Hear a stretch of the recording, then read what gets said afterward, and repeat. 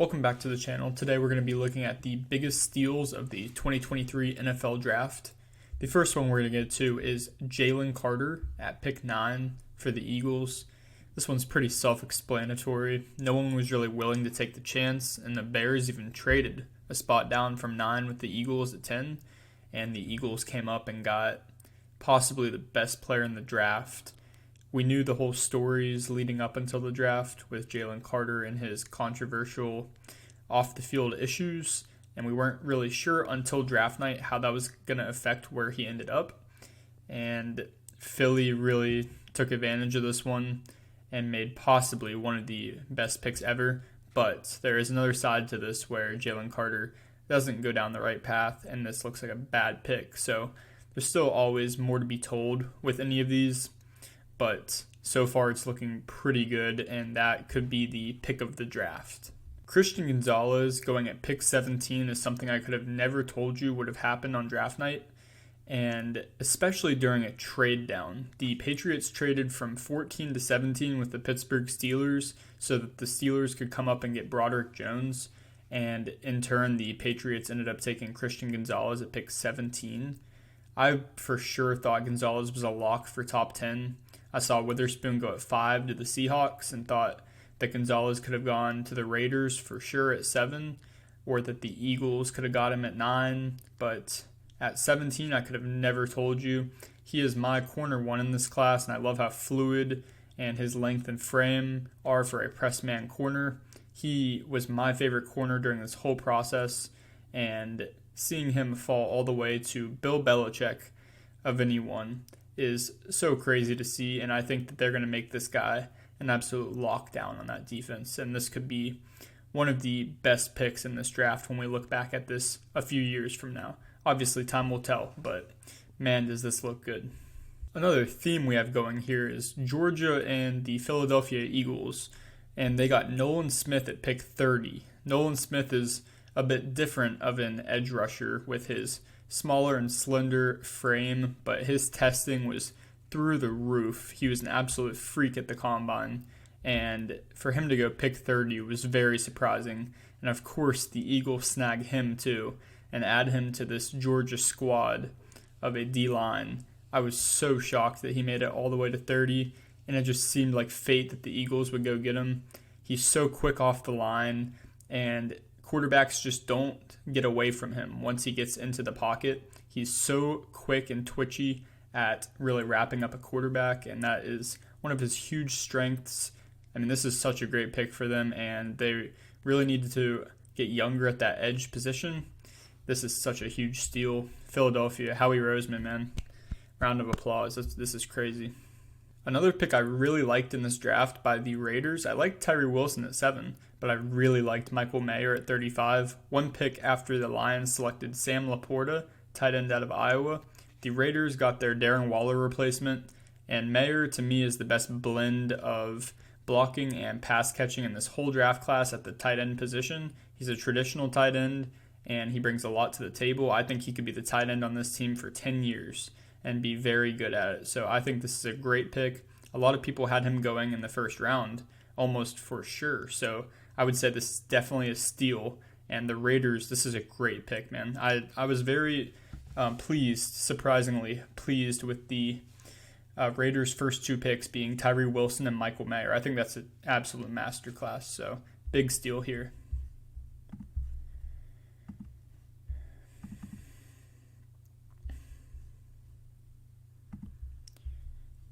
The Lions had some questionable picks early with Jahmyr Gibbs and Jack Campbell. The Lions had some questionable picks early with Jahmyr Gibbs and Jack Campbell, but they really made up for a good bit of it with this Brian Branch pick. It's a little bit confusing due to the fact that C.J. Gardner-Johnson is currently on their roster, hasn't played a snap yet, but plays the same kind of role that Brian Branch will. Branch will be more in the box, and he could also be seen kind of as a replacement for C.J. Gardner-Johnson if he ends up moving on after his 1-year contract. Brian Branch here, though, nonetheless, at pick 45, this guy could be a top 15 player in this class for sure. Super versatile, can do a ton, and gives you nickel corner benefit as well. This is a great pick for the Lions. I love this one. Osiris Torrance was mocked to the Bills at pick 27 in the first round quite frequently, and he was still here at pick 59. So this is the definition of a steal. This guy, they could have picked him in that first round. Instead, they waited till the back end of the second, and he was still there. They get a plug-and-play guard. Osiris Torrance fared very well against Jalen Carter in college, which is a really good sign, and I think he will help protect Josh Allen a ton. This is just a really great value pick for a plug-and-play guard. The Steelers traded back from pick 80 and were still able to land an absolute tool in the offensive game, both as an extra offensive lineman and as a guy that can be a red zone threat and kind of create and be someone that distracts, takes attention from the receivers. So I really love this Darnell Washington pick, and it gives us a ton of versatility running big packages, heavy sets with Pat Freiermuth and Darnell Washington. Gives us some run blocking benefit as well for Najee Harris. Again, like I said, an extra offensive lineman is always a good thing, and he can be a big red zone threat because of his size up the middle. So I love this Darnell Washington pick. At pick 93, it is an absolute steal in my mind. I would give it an A if I was grading it. Another pick I love is Adetomiwa Adebayo at pick 110. This guy was receiving some back-end first-round hype and definitely second-round hype. For him to go in the fourth round here was pretty shocking to me, and the Colts really added to their athlete-filled draft. They seemed to go for a bunch of guys with heavy, high RAS scores and just complete athletes. They got 6'4" Julius Brents. Josh Downs is a really good athlete and can create. Anthony Richardson is the athlete at the quarterback position. And then Adebayo was the athlete at the defensive line position. So he's both inside and outside. He's kind of a tweener, but I really like Adebayo and what he will bring to this defense. This just adds to what they can do with those guys up front.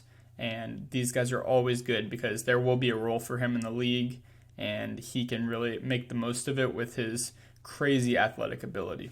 Next up on my list of steals is John Michael Schmitz, and this was a huge position of need at center for the New York Giants, and they really got one of the best in this draft class, who is a plug-and-play, absolute dog at the center position out of Minnesota. This guy can just start and be dominant from day one. I love John Michael Schmitz, and some teams, I love John Michael Schmitz, and some people had him going in the first round to the Giants. Again, they got Deonte Banks, great pick, and then they got the guy that was projected to them later on in the draft. I mean, second round, John Michael Schmitz, obviously center is less position, but when you get two guys that were projected to you in the first round, that is a steal. And at pick 52 here, it's just amazing for the Giants. I love this pick a lot, and it really fills a hole that they've really needed a player to be dominant on that. It really fills a big gap on that O-line that really needed some help. So I love John Michael Schmitz. It's a great pick here. Trenton Simpson at pick 86 feels really good to me. He is a very speedy linebacker that's going to be nice next to Nolan Smith. This is kind of making me fear for Patrick Queen's longevity as a Baltimore Raven, but Trenton Simpson here in the third feels just like such a nice value pick here for a position that could be upgraded. Queen has been on and off, but Trenton Simpson, man, really gives you that speed to put next to a real pass coverage linebacker and Roquan Smith. I like this pick a lot, and I think that Trenton Simpson was definitely more of a round 2 guy, but pick 86 here feels like such a deal to me, especially fitting in on that defense. You know how the Ravens love to have a stacked defense there, and Trenton Simpson can get downhill real quick. I really like this pick here, Dion Henley to the Chargers. This is the pick before Trenton Simpson went. Still feels like a great value pick. 6'2" linebacker who can really make plays in the run game. He looked super stout this past year, and I really like Henley here. This feels like such great value again, just like Trenton Simpson. And this fills a much-needed hole at middle linebacker for the Chargers here. I just love this pick through and through. Great value here at 85.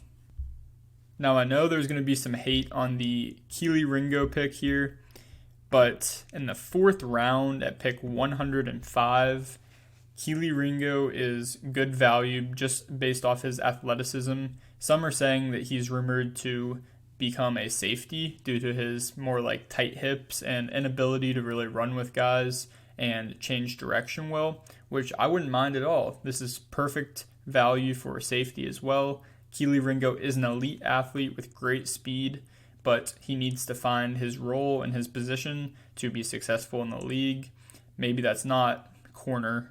We saw the less than impressive performance against Marvin Harrison in that college football playoff game. Really dropped his stock like completely. My argument to that is I think a lot of great corners would have played really poorly against Marvin Harrison Jr. The dude is insane. Probably the best wide receiver prospect we've seen in a long time. So Keeley Ringo got unlucky and he played very poorly, I will admit. But in the 4th round here, Eagles going with a Georgia guy again on defense, which is absolutely nuts. But this is great value, and I think the Eagles could develop Keeley Ringo into a hybrid kind of safety / corner, whatever fits well. This is a good pick here. I really like this, and corner is a position that the Eagles need to get younger at. So good pick here. There weren't too many good slot corners in this draft class, but Hodges Tomlinson was one of them, and he went in round 6, pick 182. There are surprisingly a lot of teams that need a good slot corner to cover these guys that line up as wide receivers in both the X and in the slot, like Justin Jefferson. And you see them prey all over teams with bad slot corners. The YouTuber Bangle was talking about it the other day. He was really talking about how these receivers are now lining inside and outside in the slot and just taking advantage of teams with poor slot corners. And it really clicked in my head. I started looking at depth charts and at teams' slot corners, and they're not very good slot corners. And they don't get paid much. It's an undervalued position, but having a really good one is really important. And getting a guy like Hodges Tomlinson at pick 182, he is a good slot corner, and he could start for you in the slot. So I like this a lot, and the value here I think is great. This is a steal. One pick after, at pick 183 in the 6th round, J.L. Skinner came off the board. And Skinner got hurt in the pre-draft process, leading to his fall, even though he would have been a top 3 safety in my book in this pretty weak safety class. He is huge, standing 6'3/6'4", and he's really a tool. He's kind of like a Jeremy Chin in my mind, just because of how tall he is, and you can use him down low and up top. I really love J.L. Skinner, and I think this is a steal, even though he is injured. I think the Broncos will look back at this pick and be very happy with it. He just will really contribute to that defense and give you a guy that can play high and low a bit. So J.L. Skinner here is a steal in my book. I was so surprised to see A.T. Perry fall as far as he did. He really contributed to that Wake Forest team last year, and he really has some plays where you're like, he's moving crazily for being 6'3/6'4" as well. He's a good route runner. His drops are his biggest problem. He just has sporadic concentration drops, but he can move and shift well, shift his weight very well, and use it to fake out defenders and lean a ton for a guy of his stature. I like him as a deep threat and as a guy that can run good crossing routes over the middle, put his foot in the ground, kind of like a Justin Jefferson style, just like the way he runs his routes. I like him a ton, and seeing him fall very, very far down this draft board, and the Saints, he gets to stay in the same colors basically. I think this is a huge steal, and the Saints will find a very productive role for him. My last steal of the draft this year was Andrew Voorhees, and I know he got injured. He will be out for a year, and the Ravens are ready for that. They picked him at pick 229 in the 7th round, but he is a really good guard, one of the best in this draft class in my opinion. And to see him fall even to round 7, I know he had the year-long injury and not many teams are looking to pick a guy high that is not going to play for a year. I understand. But the dude was doing bench presses at the combine after he got injured. He is a certified dog. You're picking him around 7. He will start the year after, in my opinion. And just a great guy. Very resilient. I would want this guy on my team for sure. I will see this as a steal, I think, when I look back in a few years. Obviously, it could age bad, but I really, really am convinced that Voorhees will be a good guard in the league for a long time. Thank you for watching this video, and let me know what other steals or reaches you think happened in the draft. Drop in the comments below. Thank you so much for watching. Have a good one.